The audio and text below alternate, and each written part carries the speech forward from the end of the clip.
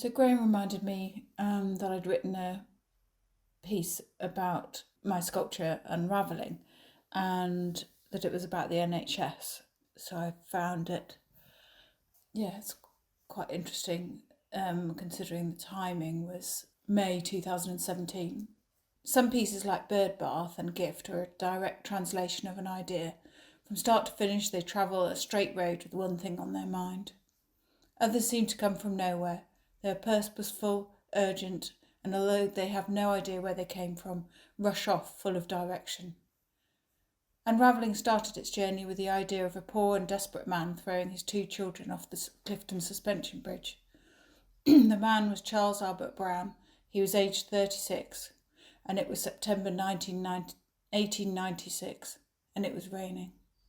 It was one of the first stories I heard from the acoustic trio Three Cane Whale in their eponymous song Ruby and Elsie.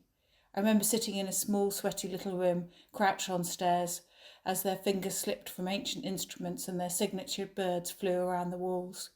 On a tiny piece of paper, I drew the two falling girls, dresses like parachutes.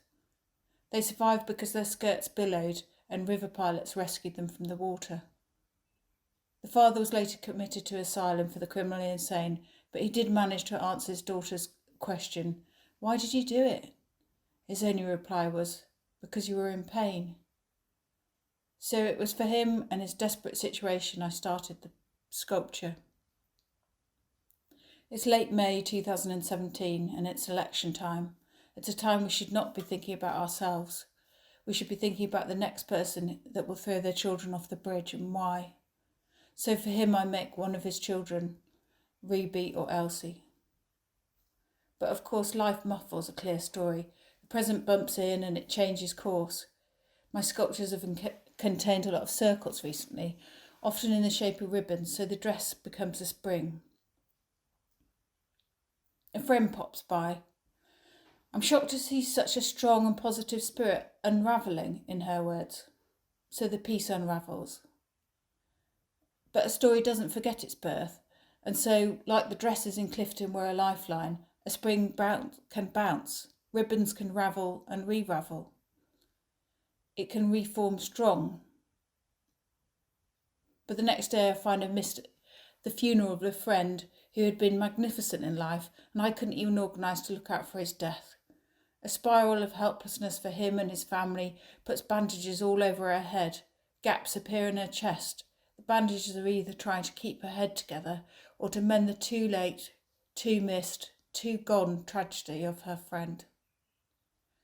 The days pass and the reality of politics returns. The Twitter feed, the Facebook front, the anger, the save the NHS. The assault on the poor, the privatisation of our precious resources, the insanity of greed. And there she stands, the NHS, unravelling, bandaged. Will she survive? Will she be unravelled, picked at, sold off so the circles lose their strength? Will she be okay?